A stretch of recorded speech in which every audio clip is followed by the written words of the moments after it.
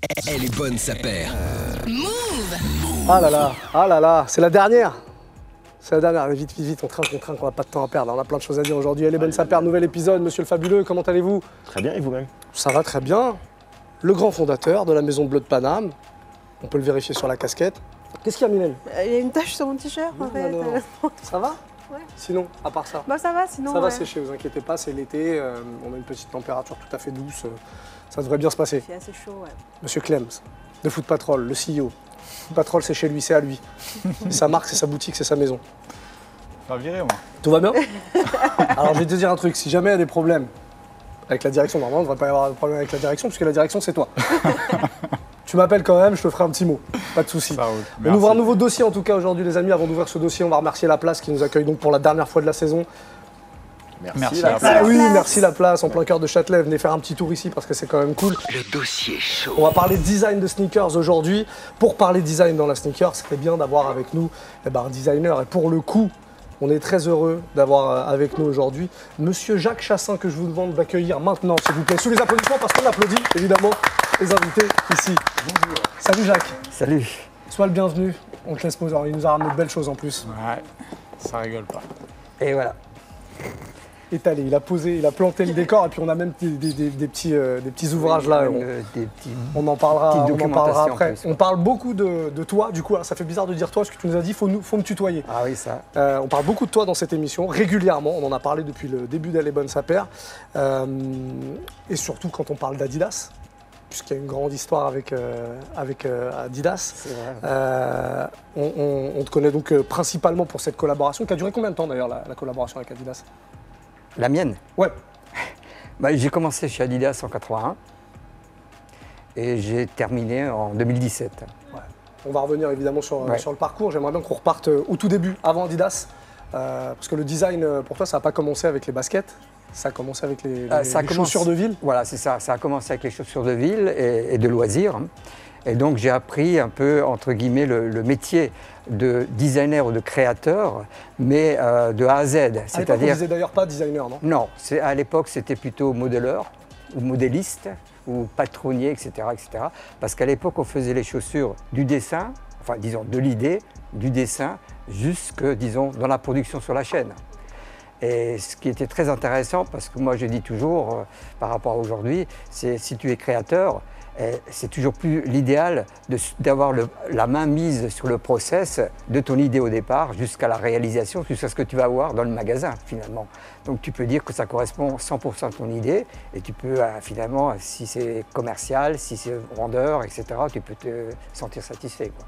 Donc j'ai commencé à faire ça dans l'industrie de la chaussure de ville. J'ai donc appris tous les métiers qui étaient en rapport avec la chaussure. Que ce soit le design, que ce soit le patronage, donc à faire les gabarits, les patrons, à couper les matériaux, à coudre, à monter. Entre guillemets, j'ai des CAP de chaussures. Voilà. Donc voilà. Et aussi, en même temps, j'ai enseigné parce que là où j'étais, il y avait une école de formation. Et donc, j'étais enseignant, éducateur, donc j'enseignais le patronage, le dessin professionnel, j'enseignais la tannerie, les technologies, etc. pendant toute la durée où j'ai passé dans cette société. J'ai préparé les jeunes à des CAP, à des examens de la chaussure, quoi. Cette période de formation, là, elle a duré combien de temps à peu près? Cette période de formation, c'est-à-dire quand je faisais le... Ouais, enfin la période où on touche un petit peu à tout avant vraiment de se destiner au design. Mais là, j'ai commencé par faire ce qu'on appelle à l'époque, c'était un stage d'1 an où je suis passé dans tous les services de la société pour comprendre et apprendre le travail qui était fait dans chaque société et le travail aussi, le job qui correspondait à la société elle-même, c'est-à-dire que ce soit du marketing, de la vente, etc., etc. Donc je suis passé par là et naturellement, on était noté. Hein, les aptitudes, pas d'aptitudes, etc., etc. Et puis à la fin de l'année, entre guillemets, de formation de stage, j'ai eu un pouvoir de décision. J'ai pu choisir dans quel département j'aurais aimé travailler. Bon, j'étais toujours un peu, entre guillemets, crazy sur le côté. Et puis j'aimais bien tout ce qui était un peu dessin, tout ce qui était un peu créatif, etc. Et j'ai donc choisi, c'était pas appelé à l'époque design, on appelait ça plutôt service de création, quoi. C'est ce qu'aujourd'hui je respecte encore peut-être un peu plus que le mot design, parce que Ça englobe plus de choses. voilà, mais création, je trouve que ça a un côté un peu plus noble, parce que si vous voulez qu'on vous appelle créateur, vous êtes obligé de fournir des idées, vous êtes obligé d'avoir de la création sur la table, ce qui est pour moi beaucoup plus impératif que si on vous appelait que designer. Donc après ça, en 81, tu le disais, arrivé chez Adidas, on te doit plein de modèles. Il y en a d'ailleurs quelques-uns, on en parlera un petit peu plus tard. La Forum, la ZX, la gamme Lendl aussi à l'époque, le tennisman pour les plus jeunes qui ne connaissent pas, Ivan Lendl. Voilà, plein de modèles, Rivalry, je crois que voilà, on en a là. Alors, comment on devient designer de chaussures de sport, on l'a compris plus ou moins en fait. Comment on arrive chez Adidas en fait, quand on vient de la chaussure de ville? C'était un rêve déjà, je pense. Hein. Ah oui, c'était un rêve. Pour moi, c'était un rêve, un objectif. Parce que j'ai passé 10 ans dans cette industrie de la chaussure de ville, et puis j'ai trouvé ça finalement un peu, en anglais on dit boring, hein, parce que bon, c'est bien beau, mais il n'y avait pas cette affinité pour moi, maximale pour rester dans ce domaine-là, parce que je trouvais que ce n'était pas assez varié, du moins de l'époque. Aujourd'hui, c'est un peu différent, parce que les gars vont un peu dans le sneaker, etc., etc.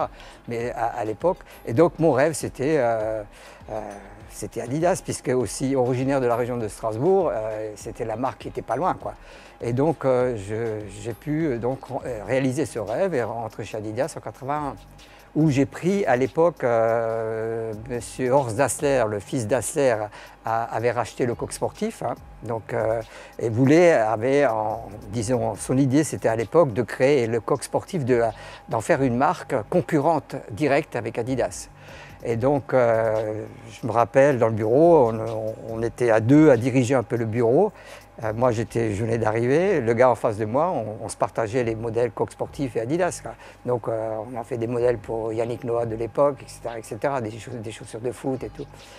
Jusqu'à ce que les gens destinés au coq sportif ont été mutés dans un autre endroit, et moi j'ai pris la direction alors de toute la création de chaussures Adidas en France. C'est quoi le premier modèle sur lequel tu as travaillé chez Adidas? Alors le premier modèle, finalement, il y en a pas qu'un, hein. C'est une gamme.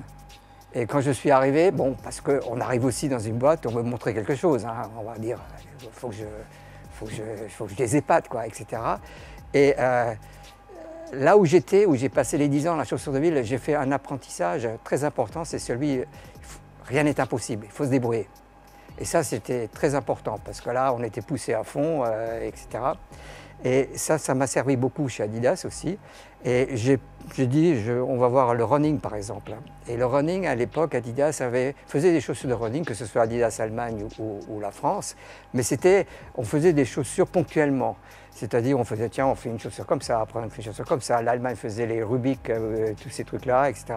Mais il n'y avait pas de structure de base. Quand je dis structure de running, et ça, vous, dans le commercial, vous savez tout aussi bien, même mieux que moi, c'est qu'une chaussure de running n'est pas destinée à tous les coureurs. Chaque coureur est différent, les pieds sont différents, le gars court sur des chiffres différentes, le gars a une morphologie différente, etc. Donc, automatiquement, il a des besoins différents. Et l'idée, c'était on construit une collection avec des modèles destinés aux besoins de chaque type de coureur. Et ça, c'était le départ un peu avec la ZX500. La ZX500, ça a été ma première chaussure de running. C'était destiné à être une chaussure stable, avec ce qu'on appelle le motion control, le contrôle directionnel, c'est-à-dire par l'arrière, quand on atterrit, que le pied prenne la bonne direction pendant le déroulement de la course. En même temps, j'ai travaillé sur la Forum. En même temps, j'ai travaillé sur la Lendl, et puis c'était un peu ça le démarrage. Donc j'avais un peu voilà, passer de l'un à l'autre, etc. Mais c'était pour moi surtout le côté je veux prouver quelque chose. Et aussi prouver quelque chose parce que j'estimais que c'était le besoin pour la marque aussi. Adidas avait toujours été considéré à un moment donné comme le géant qui dormait, quoi, etc., etc. Donc il fallait un peu pousser tout ça, quoi. Et aussi, ce qui était un peu différent par rapport à ce qui est aujourd'hui, c'est que Adidas a toujours vécu pendant des années dans un concept de, comment je veux dire, on produit et on vend. Ou on produit, on va sur le marché. Pourquoi? Parce qu'Adidas a été longtemps seul. Et donc aujourd'hui, c'est différent. Aujourd'hui, vous créez, vous faites du marketing, vous vendez et après vous produisez. Et ça, à l'époque, c'était l'inverse, hein.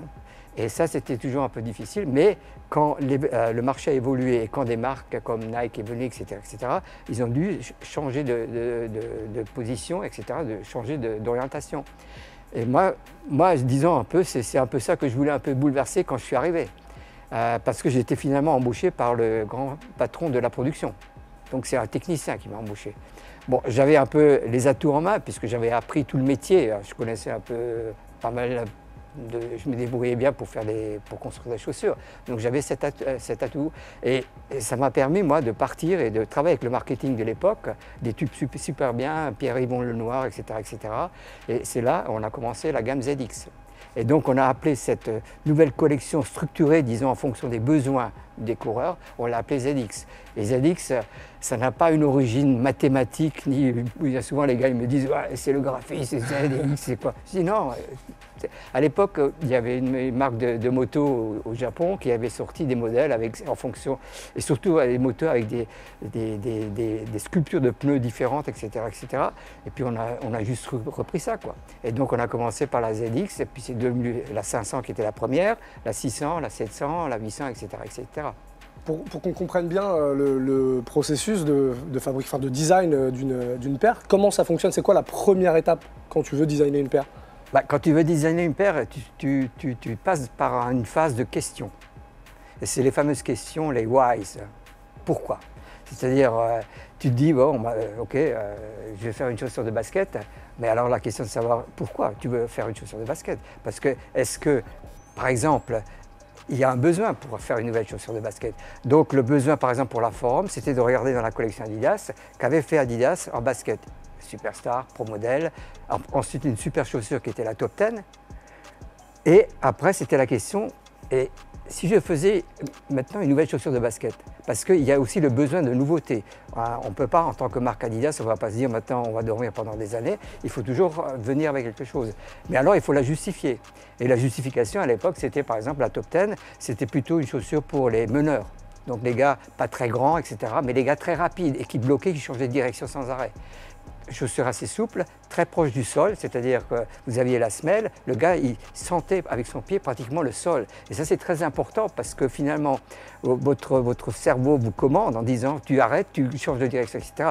Et moi j'ai toujours imaginé la distance qu'il peut y avoir entre le haut et le bas pour donner l'ordre en quelque sorte à la chaussure et à votre pied pour faire ce mouvement. Et donc, qu'est-ce qui restait? Il restait les gars qui récupéraient les ballons, les pivots, voilà, etc. Donc les gars très grands, assez costauds aussi. Et puis voilà, c'était l'idée de faire une nouvelle chaussure pour ça. Mais alors, la question est quoi? Faire quoi? Alors, il faut étudier le sport, le basket, le jeu. Alors moi, je faisais des dessins, je mettais les joueurs, etc. Comme les coachs de foot, hein, les gars qui... Ça. Et ensuite, il faut faire la recherche de savoir quels sont les problèmes dans le basket.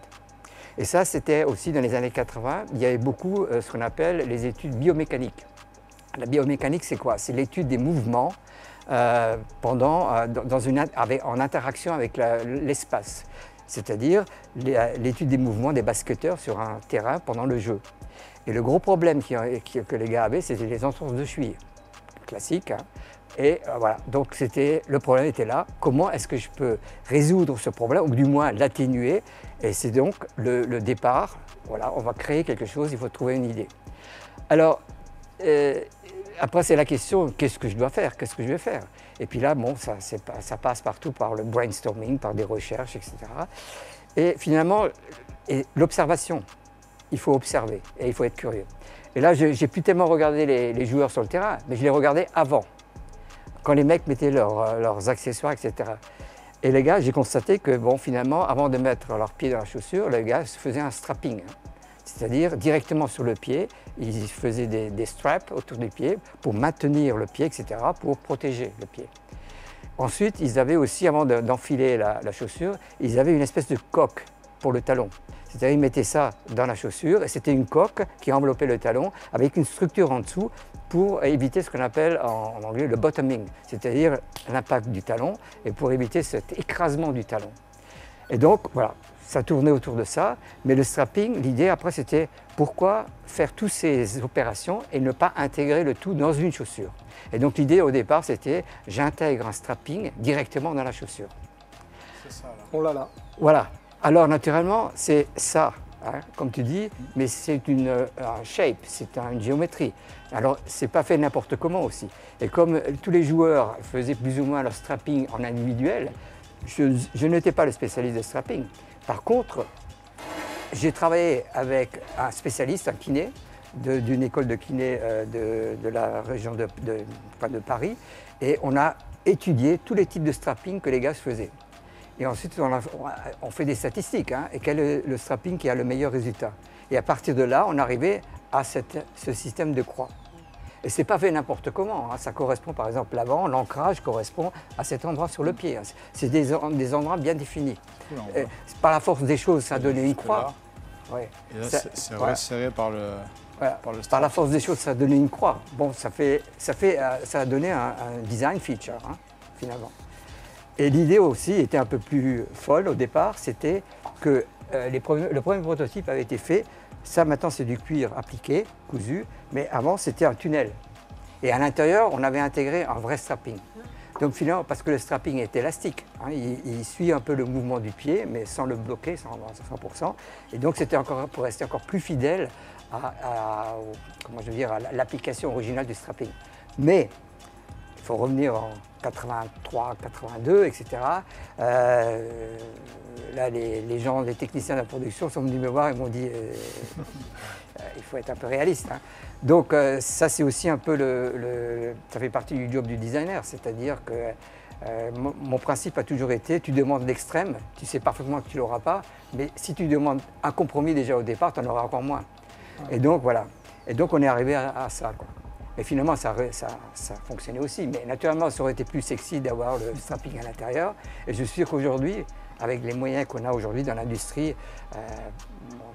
je pense que ça serait faisable. Quand on crée comme ça un modèle, est-ce qu'on va regarder la concurrence ou au contraire, on s'empêche de regarder pour ne pas être influencé? On regarde la concurrence, c'est vrai. Parce que ce soit, par exemple, même le simple fait d'aller visiter des expositions. Et moi, j'ai toujours visité les expositions. Je voulais voir la concurrence pour me situer par rapport à la concurrence. Est-ce que je suis bon? Est-ce que je suis mauvais? Est-ce que je suis meilleur? Etc. Et ça permet de se juger aussi par rapport aux autres. Et naturellement, aussi de dire, voilà, si je fais un truc comme ça, je vais rester unique. Je vais rester unique dans mon idée, unique dans ma traduction sur un produit. Donc ça permet aussi de se juger.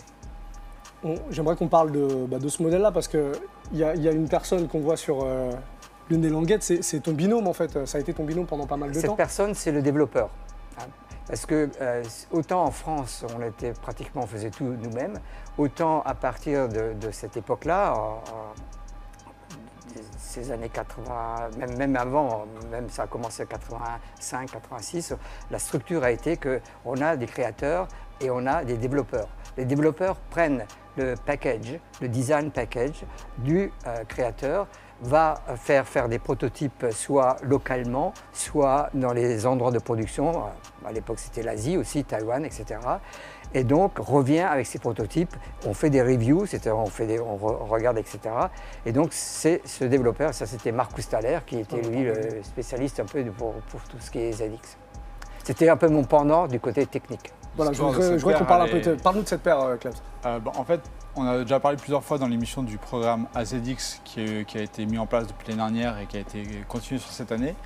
Ce n'était pas la première fois que le programme a été mis en place. Il a été mis en place en 2007-2008, donc avec des collaborations qui reprenaient les différentes lettres de l'alphabet de A à Z. Et en gros, ces collaborations étaient distribuées dans les comptes consortium à l'époque. Il y en avait 22 dans le monde. Et en fait, à l'issue de l'intégralité de l'alphabet qui a été sorti, chaque retailer a reçu une paire de celles-ci. Donc en gros, 22 paires ont été faites, envoyées au retailer, qui en faisait ce qu'il voulait. Il la vendait, il la Il y gardait. a eu un ticket d'or aussi, non? Voilà, il y a eu un ticket d'or pour quelqu'un sur la Voilà, croquette pour la Tongs. croquette Tongs, ouais. Voilà. Il y avait une paire spéciale avec la collab croquette Tongs où il y avait un lacet couleur or dans la boîte. Celui qui est tombé dessus a eu la chance de recevoir la paire en plus. Donc en gros, on pense qu'il y a 22, 23, et peut-être 25 paires avec Jacques et Marcus potentiellement. Donc voilà, il y a 25 paires Jacques n'a potentiellement pas dans le d'infos monde. là-dessus. Il n'a pas, mais c'est voilà, c'est une paire Les extrêmement rare. quantités, les chiffres, tout ça, ça te... C'est une paire extrêmement rare et Non, l'histoire est quelquefois, dingue. si, les quantités, c'est toujours pareil, je ne sais pas si on peut en parler. Moi, je mesure le succès d'un produit. Par exemple, quand je passe beaucoup de temps dans les magasins, je fais un peu les tours, le truc, et puis si les vendeurs ont le temps, je discute un peu avec eux pour savoir un peu ce qui marche, ce qui ne marche pas, etc. Ou alors je reste et je regarde. Alors je regarde les gens quand ils rentrent et comment ils font, où ils vont et comment ils prennent les chaussures, etc. Et puis voilà, et puis quand les gars prennent une chaussure que j'ai faite, ils l'essayent et puis repartent avec, je suis content. Je me dis, ça fait ton job. Et c'est ce que je disais à tous mes designers. J'ai dit, vous avez beau faire de beaux dessins, vous avez beau faire des renderings du tonnerre, des réalités, etc. Mais la vérité, c'est le consommateur qui va la donner. Hein. On a parlé du design lié directement à la performance. Ouais.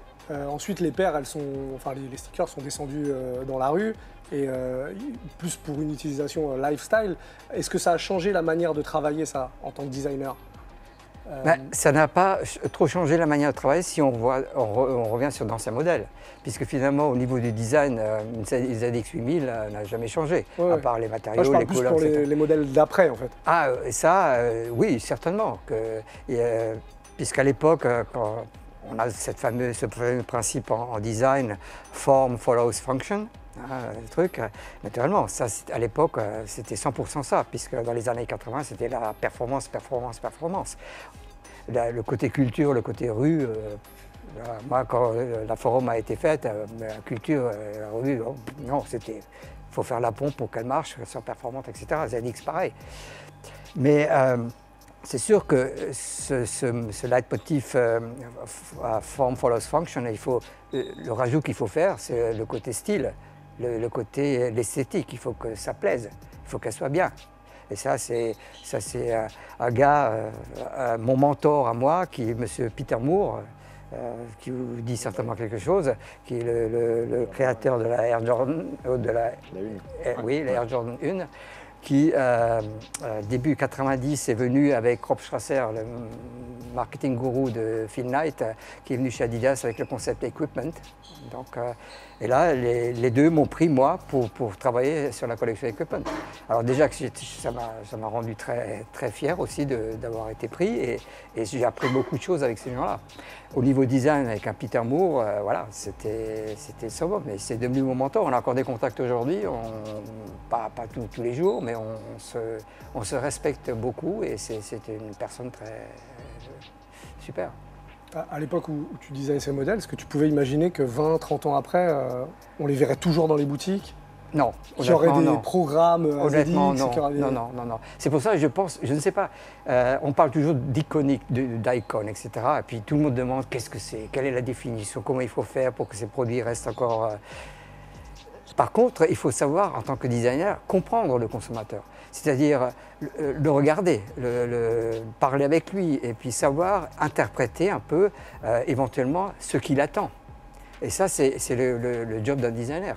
Et ça, aujourd'hui, c'est très important. C'est pour ça que même les collaborations qu'on a aujourd'hui, où on se perd un peu avec toute la quantité de collaborations, le bon côté pour moi, c'est que ça permet d'être en contact avec une variété de gens, avec des variétés d'opinions, et ça peut aider dans le travail de création, forcément. On a un gros retour de la forum, on en a beaucoup parlé cette année dans l'émission. Qu'est-ce qui, selon toi, fait que le modèle revient cette année et qu'il plaît encore tant d'années après? Mais je crois que ça fait partie un peu de tous les modèles qu'on peut appeler timeless, etc. Intemporel. C'est ce que moi j'appelle la simplicité émotionnelle dans le design. Parce que finalement, on a ces types de produits, en règle générale, les gens ne vont pas se poser trop de questions. c'est le côté easy, c'est-à-dire je peux le mettre avec beaucoup de choses. Parce que finalement, le consommateur, lui, il ne veut pas se casser la tête. Hein. Bon, il y a le côté subjectif où il va dire ça me plaît pas, ça c'est ok, c'est comme ça. Mais le côté là où il se dit, il ne va pas commencer à trop se poser des questions. C'est ça, c'est le côté, en anglais on dit understandable, c'est-à-dire c'est compréhensif comme design. Et regardez une Stan Smith ou même bon, une Air Max, etc., ce sont tous des designs qui finalement ne paraissent pas compliqués. Mais pas la simplicité dans le sens où il faut mettre le moins de trucs dessus, où ça va vers la réduction des prix, etc. Non, c'est une simplicité, je dirais, positive. C'est-à-dire, elle est réfléchie. Voilà. Et il est toujours plus facile de faire des chaussures avec beaucoup de choses dessus que de faire des chaussures simples, mais qui ont un attrait, un appeal. Et moi, j'appelle toujours ça le sex appeal. Il faut qu'elles soient un peu sexy, quoi, dans tout ça.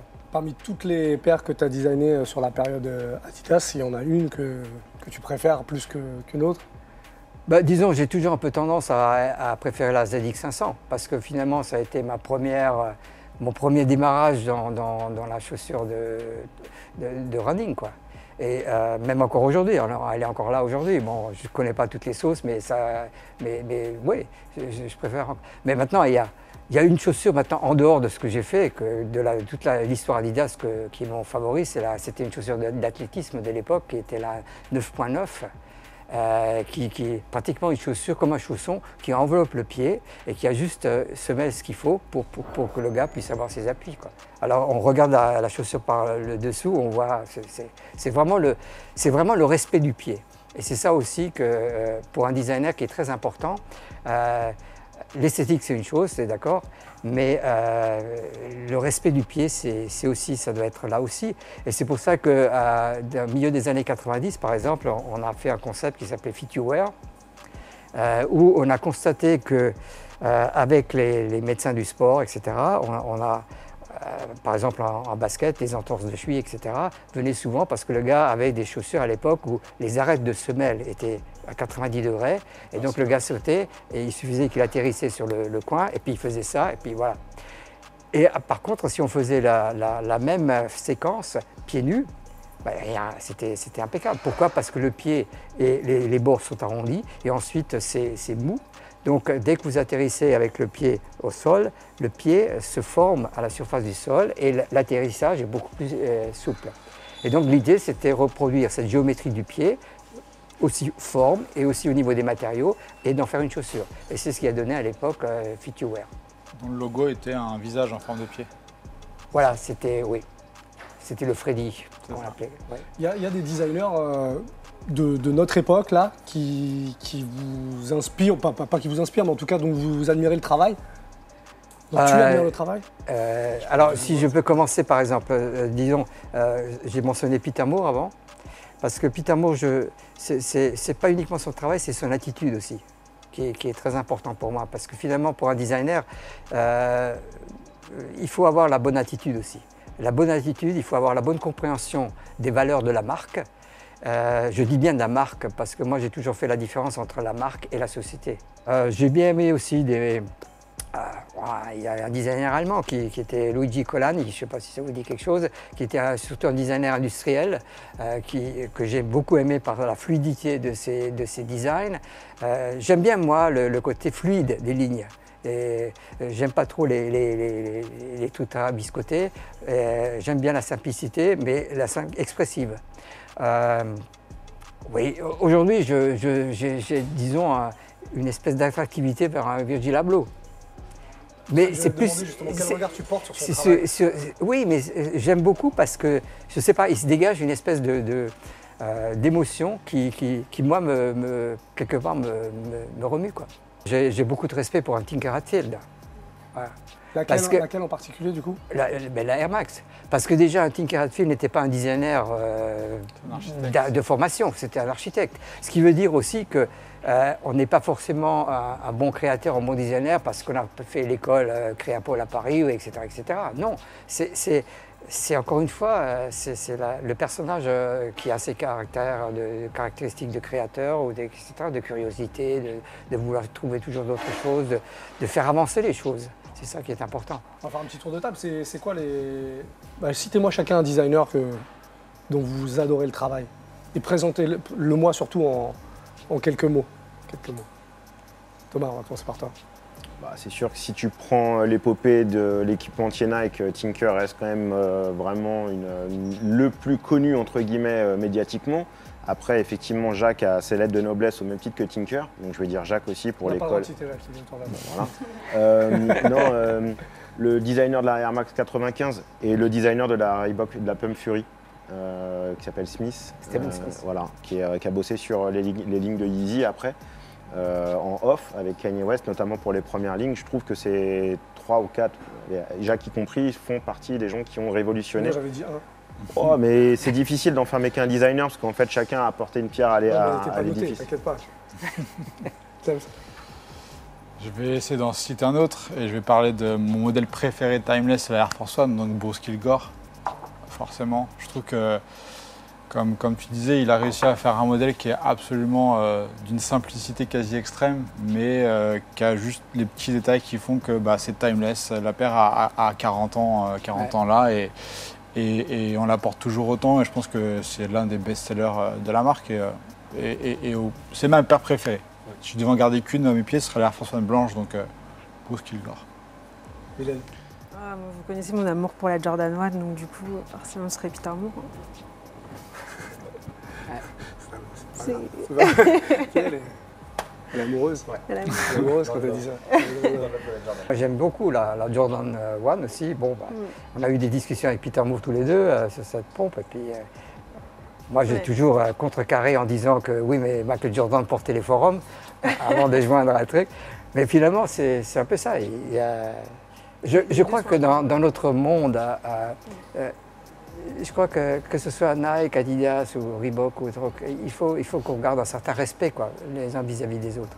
Et c'est ça qui est très important parce que finalement, on fait tous le même job. Hein. On connaît tous à peu près les côtés positifs et les côtés négatifs du job. Et puis, on bosse en règle générale dans des grandes boîtes où il y a la pression qui est là, il y a les timelines qui sont là, etc. Il y a la pression pour que les produits soient commerciaux. Et finalement, dès que vous bossez dans une boîte qui est cotée en bourse, vous avez des résultats fournis, vous faites partie du chiffre d'affaires à la fin. Et là, vous avez des objectifs, etc. Alors moi, j'avais toujours des designers designer en règle générale, il a aussi un ego surdimensionné, hein, donc ça fait partie du truc. Mais souvent, c'est un peu les grosses, comment je veux dire, pas les problèmes, mais les trucs qu'on peut avoir avec les designers qui travaillent dans un grand boîte, puis qui se plaignent toujours parce qu'on n'a pas pris leur design, parce qu'on a modifié leur design, etc. Mais là, moi j'appelle toujours ça, travailler dans une grande boîte, dans le parti design, c'est du business design, finalement.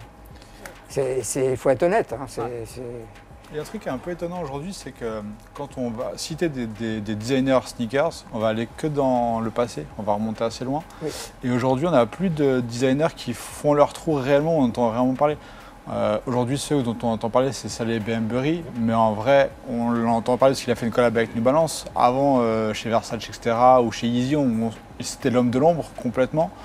Et c'est vrai qu'il y a beaucoup moins de designers aujourd'hui qui sont mis en avant. Et je pense que c'est aussi une question d'effet de leur travail dans le temps. Je pense qu'aujourd'hui, si on te connaît, si on connaît Tinker, si on connaît Peter Moore, Bruce Kilgore, etc., c'est parce qu'ils ont fait des designs dans le temps et qui ont réussi à durer. Mais ceux qui sont là aujourd'hui, ils vont devoir faire leur preuve pour qu'on parle d'eux dans certaines années, j'ai l'impression. Parce qu'aujourd'hui, c'est vraiment des hommes de l'ombre, plus qu'avant, j'ai l'impression. Quel conseil tu pourrais donner à quelqu'un qui voudrait aujourd'hui se lancer dans le design de sneakers? Déjà avoir une certaine affinité pour les sneakers, au départ. Oui, c'est mieux. Oui, c'est mieux. Non, mais attention, moi je vois, il y a des produits, si on m'avait demandé de faire des nouvelles créations là-dessus, ça n'aurait pas marché parce que j'avais pas même dans une catégorie de produits où on fait une nouvelle chaussure de basket, par exemple, parce qu'on a envie, parce qu'il y a une certaine collection qui se fait avec le produit en lui-même, sinon ça ne sert à rien. Moi, je n'étais pas le gars fanat de faire des slides, hein, des tomes ou des trucs comme ça. Et donc, le résultat ne peut pas être bien. Ensuite, je pense qu'il faut être curieux, il faut avoir un sens de l'observation. Il faut être, comment on dit en anglais, open-minded, c'est-à-dire il faut être ouvert. Il faut aussi être, et finalement, au bout du compte, il faut montrer toujours une certaine humilité dans tout ça. Il ne faut pas non plus se prendre pour le meilleur au monde. Il faut toujours venir et se dire, je vais apprendre quelque chose, je suis là pour apprendre, même si c'est de gens qui ne sont pas des designers. Et c'est ça. Et puis, naturellement, il faut avoir ce que moi j'appelle la créativité. Et la créativité, ça ne s'apprend pas dans une école de design. Je pense que c'est ou tu l'as ou tu l'as pas. Il faut aussi être capable d'être confronté aux problèmes d'une grande boîte, hein, parce que c'est pas évident non plus, hein, comme j'ai donné quelques exemples avant. Donc ça c'est pareil. Hein. Les jeunes designers qui sortent des écoles, moi j'ai des très bons contacts avec Créapol ici. Oui, il leur manque un peu l'expérience du côté de la réalité du job dans une boîte, quoi. J'ai une petite question. Tu as beaucoup travaillé sur des modèles running et basketball. C'était des sports que tu pratiquais ou juste tu étais amateur de l'extérieur? Alors j'étais surtout amateur de l'extérieur. Ce que j'ai pratiqué comme sport, c'est le tennis. Bon, j'ai fait la Lendl Comp aussi. Ah oui, j'ai oublié, elle se rajoute à ça aussi. Et j'aimais beaucoup le tennis parce que bon, j'ai fait Lendl Comp, j'ai fait les collections Edberg, Steffi Graf, voilà. Donc après, j'ai eu des responsabilités un peu différentes. Donc il y a forcément certains côtés qui ont été mis, certains produits qui ont été mis de côté. Ensuite, le problème aussi, c'est quand tu es designer et quand tu es là à bosser, c'est bien. Mais après, on te bazarde manager d'un groupe, après on te bazarde directeur de design, et après on te bazarde VP, design, footwear, etc. Et après, tu pars dans des trucs d'administratif, tu pars dans des trucs... Et tu perds un peu le côté là. Et moi, j'ai toujours voulu, par exemple, mon bureau, ça a toujours été ça. Ça a toujours été, entre guillemets, un bordel sur mon bureau. Des pompes partout, parce que je voulais que les gars, quand ils rentrent dans mon bureau, ils soient là, ils prennent quelque chose. Ils disent « Ah, qu'est-ce que tu fais, comment ?» etc., etc. Et pas le truc clean avec 2-3 papiers, etc. Mais naturellement, le fait qu'on change de responsabilité, ça a aussi une influence sur le truc. Ou alors, la spécialité des grandes boîtes aussi, c'était les réunions tout le temps, quoi. Et donc, naturellement, ça te prend sur ton travail de créatif. Donc, tu es obligé de trouver le bon compromis, la bonne balance entre les deux trucs. Pour terminer, juste un point sur ce que tu fais aujourd'hui. C'est quoi ton activité Ben là, j'ai continué un peu à faire du consulting avec Adidas. J'ai fait un truc que j'avais à cœur de faire, c'était des workshops avec des jeunes designers, que ce soit embauchés, qui venaient de commencer, ou alors des gars qui venaient d'une autre boîte, mais qui découvraient Adidas. Et c'était surtout la découverte d'Adidas. Et en quelque sorte, pour parler plus directement, c'était un peu pour les formater à la philosophie Adidas. Et je faisais ces workshops sur 4 jours. J'ai fait ça 2 ou 3 fois avec les jeunes designers et c'est super. À côté de ça, bon, j'ai participé à des bouquins. Là, en ce moment, c'est pareil, j'ai fait quelques podcasts, etc. Bon, mais il faut que je fasse attention, il faut pas que je bascule dans la nostalgie. J'ai horreur de ça. Parce que j'estime que c'est bien tout ça, ok, mais il y a l'avenir, il y a le futur. Et il y a à faire. Et ce qui est intéressant dans le sport, c'est que même dans les collections, parce qu'aujourd'hui on ne parle plus de collection printemps-été, automne-hiver, hein, vous savez parfaitement qu'il faut venir avec des nouveaux produits toutes les semaines pratiquement. Hein. Donc la rotation n'est plus comme avant. Et c'est ça qui est intéressant. Super. Bon, on va clôturer là-dessus. Merci beaucoup Jacques d'être venu discuter avec nous, c'était un vrai plaisir.